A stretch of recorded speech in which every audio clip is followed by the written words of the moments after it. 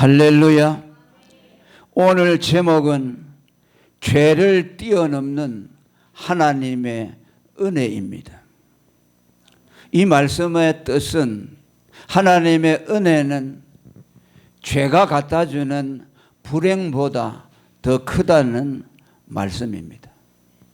이 말씀의 근거는 오늘 읽은 20절에 기록되어 있습니다. 죄가 더한 곳에 은혜가 더욱 넘쳤다고 말씀합니다. 아무리 큰 죄라도 그것을 덮지 못할 은혜는 없다는 말씀입니다. 사람들은 작은 죄는 용서받기가 쉽지만은 큰 죄는 용서받기가 어렵다는 생각들을 합니다. 이것은 잘못된 생각입니다. 왜냐하면 하나님의 은혜는 언제나 죄보다 크기 때문입니다.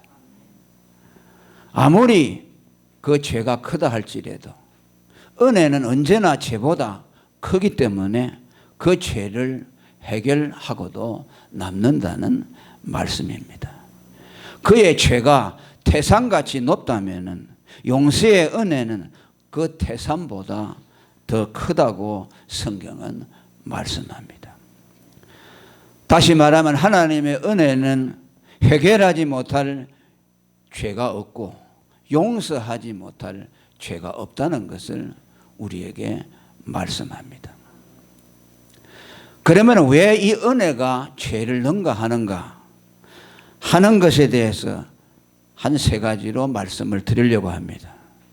첫째는 하나님은 우리의 죄를 해결하실 때 동원하시는 그 하나님의 은혜가 죄와는 다른 차원의 은혜를 우리에게 입혀 주시기 때문입니다. 하나님의 은혜가 많다는 말은 하나님의 은혜가 죄의 양보다 많다는 단순한 뜻이 아닙니다.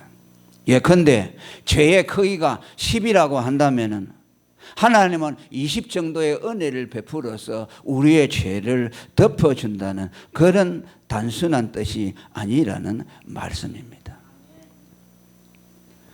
죄를 용서하시는 하나님의 은혜는 죄의 속성을 훨씬 뛰어넘는 전혀 다른 차원의 은혜로서 그 죄를 해결하심으로 본래의 그가 죄가 없는 상태보다 더 완전하게 만들어 주시기 때문입니다.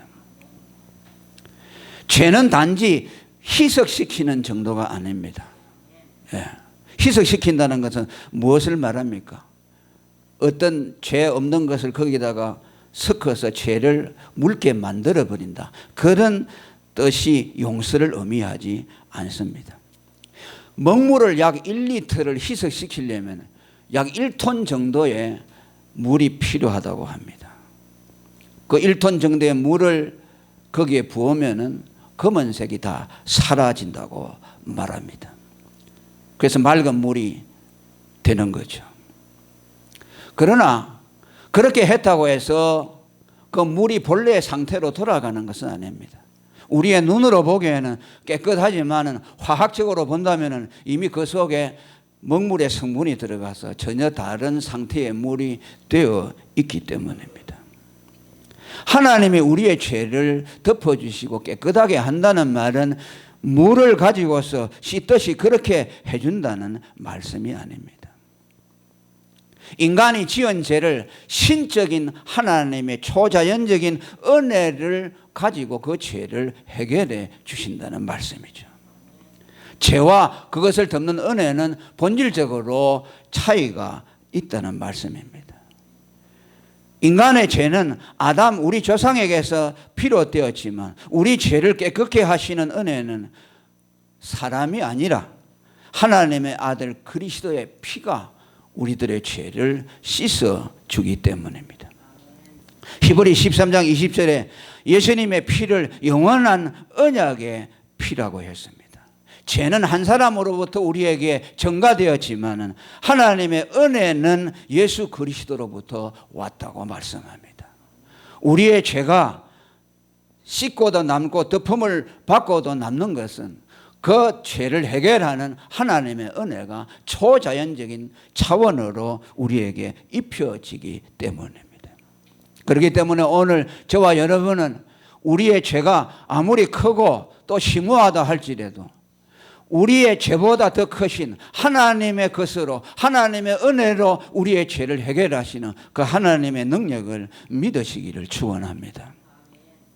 두 번째로, 죄는 공의의 법에 묵혀 한계가 있지만 은혜는 무한하여 청량할 수가 없기 때문에 은혜는 죄를 해결하고도 남는다는 말씀입니다.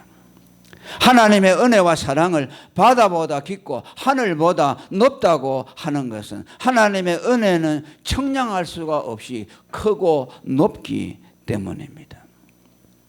죄인에게 사망이 온 것은 공의의 법에 의해서 온 것이죠. 창세기 2장 17절에 하나님이 아담에게 이 선악과 열매를 먹으면 너가 정령 죽으리라고 하신 것은 하나님이 세운 법이죠. 공의라고 할 수 있죠. 에스겔 18장 4절에 보면 범죄하는 그 영혼은 반드시 죽으리라고 말하죠. 하나님이 세워놓으신 법입니다. 로마서 6장 23절에 죄의 싹은 사망이라고 말합니다. 이 말은 죄의 대가는 사망이다. 공의의 법이죠. 죄를 지으면 반드시 죽게 된다는 것이죠. 인간에게 죽음이 온 것은 죄로 인한 공의의 법칙의 결과입니다. 그러나 여러분, 죄인이 예수님을 믿고 구원을 얻고 영생을 얻는 것은 공의의 법에 따른 것이 아니고 하나님의 무한하신 은혜에 의한 것이라는 것을 알아야 합니다. 공의는 반드시 대가를 지불하는 것이죠. 법이라는 것은 대가 없이는 치루어지지 않죠. 그러나 죄사함과 구원과 영생이라는 것은 하나님이 법으로 공의로 주는 것이 아니고 청량할 수 없는 무한하신 하나님의 은혜로 우리에게 주어진다는 말씀입니다. 오늘도 저와 여러분이 하나님이 주시는 죄사함과 구원과 영생을 어떤 공의의 법으로서 받아들이려고 한다면 그것은 받아들일 수가 없죠. 어떻게 그것을 믿을 수가 있겠습니까? 죄의 결과로는 죽음이 왔다. 영생은 어떻게 받느냐? 은혜로 받는다. 은혜로 받는다는 말은 값없이 받는다는 말씀이죠. 대가가 지불되지 않는다는 것이죠. 그럼 만일 영생과 구원과 죄사함을 대가를 지불한다면 우리가 그것을 지불해야 되겠죠. 그건 은혜가 아니죠. 그러면 우리가 그것을 대가를 지불하고 그것을 받을 수가 있느냐? 대가를 지불할 수가 없습니다. 왜? 그것은 너무나 큰 것이기 때문에. 인간이 지불할 수 있는 대가의 차원을 넘기 때문입니다. 그래서 성경에는 1만 달란트 빚진 자에게 주인이 어떻게 했습니까? 그것을 그냥 탕감해 주었다고 말했습니다. 왜? 그것은 그 사람이 영원히 갚을 수 없는 엄청난 액수이기 때문에. 오늘로 말하면 약 몇 조에 해당되는 금액이기 때문에 평생을 갚아도 못 갚죠. 그러니까 그것은 그저 값없이 탕감할 수밖에 없는 것이죠. 그것은 곧 우리의 죄를 해결하시는 하나님의 은혜의 방법을 우리에게 말씀하고 있습니다.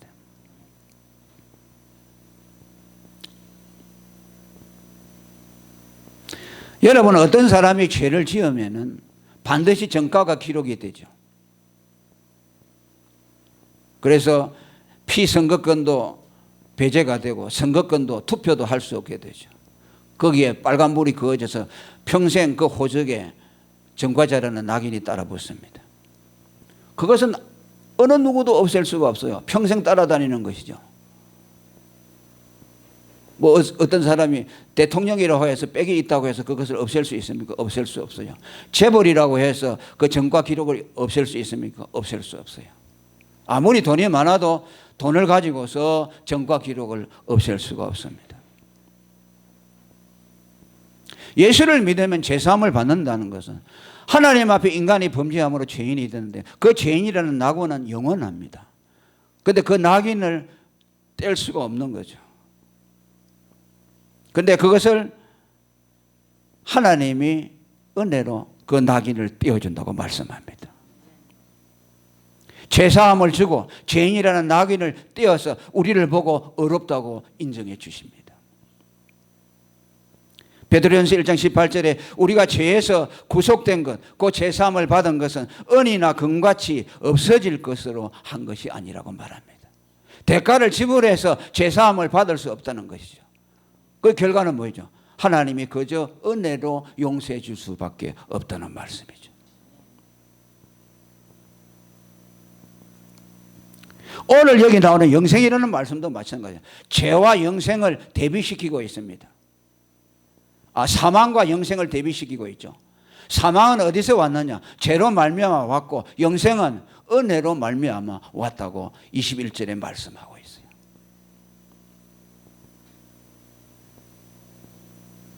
영생을 어떻게 우리가 대가를 지불하고 살 수가 있겠습니까? 그것을 지불할 수가 없기 때문에 하나님은 우리에게 영생을 선물로 주신다는 말씀이죠. 과거에 삼성의 창업자 이병철 회장이 임종을 앞두고서 신부를 불러다가 죽음에 대해서 진지하게 토론한 적이 있죠. 24가지 항목을 가지고서. 그리고 마지막에 그는 내 생명을 누가 6개월만 더 연장시켜 줄 수 있다면 내 재산의 일정 부분을 그 사람에게 준다고 약속했습니다. 그러나 아무도 그것을 할 수가 없었죠. 그의 많은 재산으로도 그의 생명을 단 한 달도 연장시킬 수가 없었습니다. 그런데 하나님이 한 달이 아니라 6개월이 아니라 영원한 생명을 우리에게 주신다고 약속하셨습니다. 할렐루야. 어떻게? 하나님의 은혜로. 21절에 이렇게 말합니다.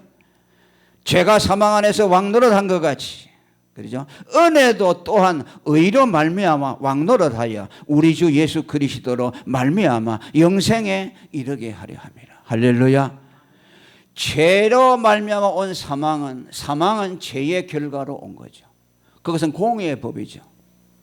그래서 로마서 6장 23절에 죄의 싹은 사망이라고 말합니다. 그런데 영생은 어떻게 하느냐? 싹스로 주는 것이 아니고 공의로 주는 것이 아니고 오늘 읽은 말씀에 은혜로 주어진다고 말씀합니다. 사망은 죄의 결과로 온 것이고 영생은 싹을 지불하고 온 것이 아니고 하나님의 은혜로 값없이 주어졌다고 말씀합니다. 놀라운 말씀이죠. 이 영생을 우리에게 하나님의 은혜로 주신다는 말씀이에요. 믿습니까?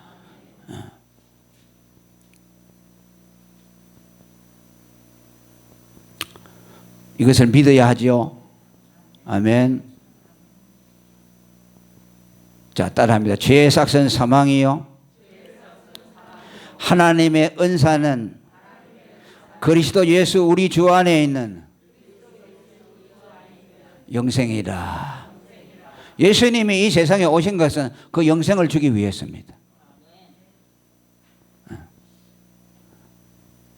죽음에서 우리를 일으킬 뿐만 아니라 영원한 생명을 우리에게 주시기 위해서 그분이 우리를 위해서 목숨을 버려주셨습니다.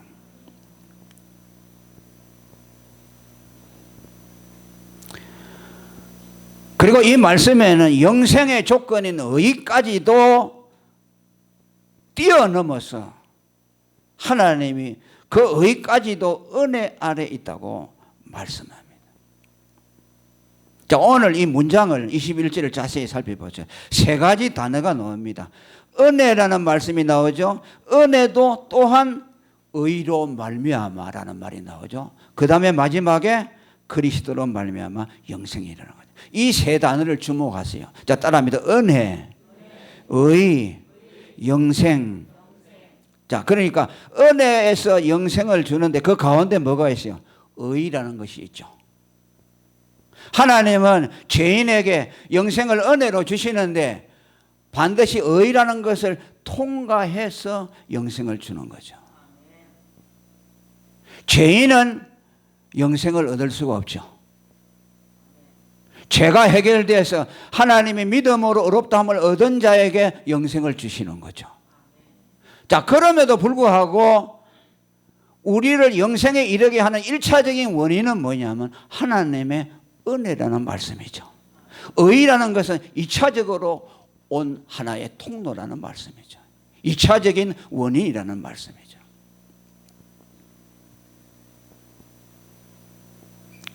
무슨 말씀입니까? 하나님은 우리에게 의롭다함을 주셔서 죄를 해결해 주시고 영생을 주시는데, 그것마저도 그것이 1차적인 영생 구원의 조건이 아니고 그것마저도 은혜 아래 부속되도록 하셨다. 그것이 1차적인 원인이 되게 하지 못했다는 말씀입니다. 이건 중요한 말씀이에요. 의에 대한 위치가 어디에 있는가를 알아야 되죠. 사람들은 구원 얻고 영생 얻는다는 것을 자기들의 의와 자기들의 착함을 가지고 얻는다고 생각하죠. 그래서 영생을 얻기 위해서 의로워지려고 하고 착한 삶을 살려고 하죠. 그래서 하나님 앞에 인정을 받아서 그 의를 가지고 영생을 얻으려고 하죠.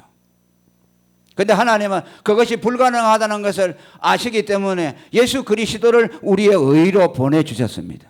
그분을 믿음으로 의롭다함을 받도록 하셨습니다.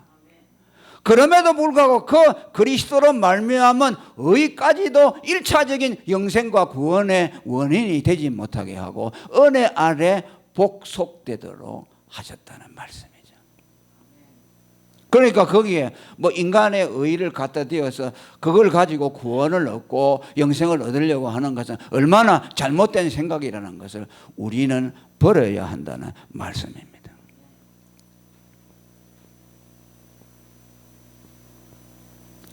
자, 여러분, 하나님이 사랑이라고 하죠. 그죠? 요한일서 4장에 보면 하나님은 사랑이시라라고 말합니다. 그 말은 뭐냐? 하나님은 사랑이 많으신 분이라는 뜻이 아니고 사랑 자체라는 말씀이죠. 사랑이 많으신 형용사적으로 하나님을 꾸민 것이 아니고 하나님은 사랑이다. 바로 연결되어 버리죠. 하나님 이꼴 사랑이라고 했죠. 그러니까 하나님의 본질은 사랑이죠. 그런데 많은 사람은 하나님을 말할 때 하나님은 공의로우신 하나님이고 사랑이신 하나님이라고 말합니다. 하나님은 공의로운 것이 50% 되고 사랑이 50% 돼서 합해서 100%라고 말합니다. 이것은 잘못된 생각이고 이것이 우리에게 입력이 되어지면 하나님의 완전한 사랑을 이해하는 데 장애물이 됩니다. 하나님에게 공의로운 성품이 있지만 그 공의로운 성품까지도 하나님의 사랑 안에 내포되어 있습니다.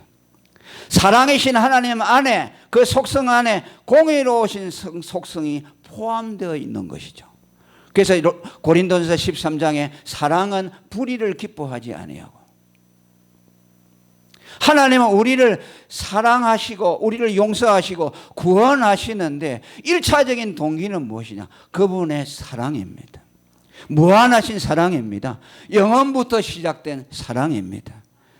왜 우리를 사랑했는지 우리는 그 사랑을 이해할 수가 없습니다.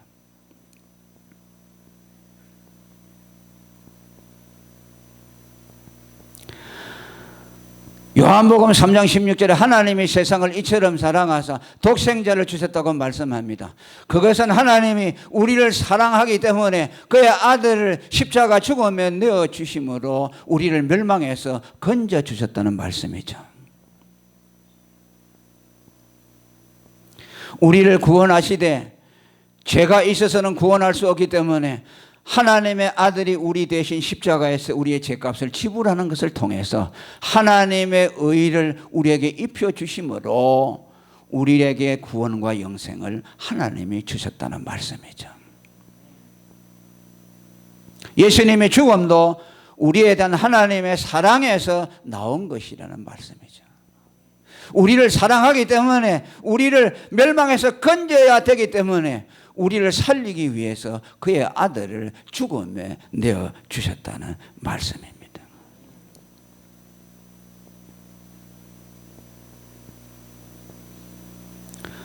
이 하나님의 공의가 하나님의 사랑으로 나아가는데 장애물이 되지 않기를 바랍니다.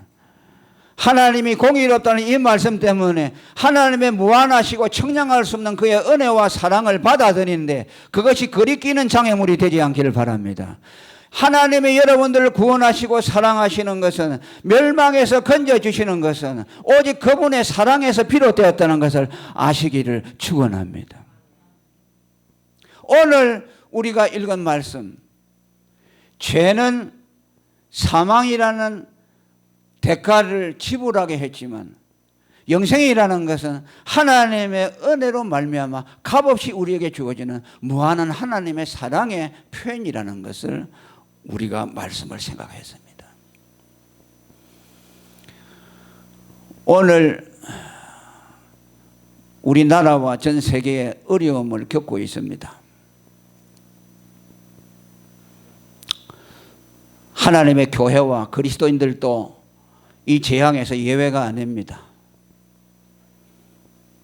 하나님은 불의한 자들에게도 햇빛을 비춰주시고 의로운 자들에게도 햇빛과 비를 내려주시지만 또 재앙이 올 때 하나님의 백성이라고 해서 하나님은 그것을 배제시키지 않습니다. 그러나 그 재앙을 맞이할 때 그것을 바라보는, 해석하는 입장은 전혀 세상 사람들과 다릅니다. 우리는 거기에서도 하나님의 사랑을 봅니다. 왜? 하나님은 영원하신 사랑으로 그 백성 한 사람 한 사람을 향한 경륜을 가지고 있기 때문에 그들에게 일어나는 어떠한 일들도 하나님의 사랑에서 벗어나는 일은 없다는 것을 믿어야만 합니다.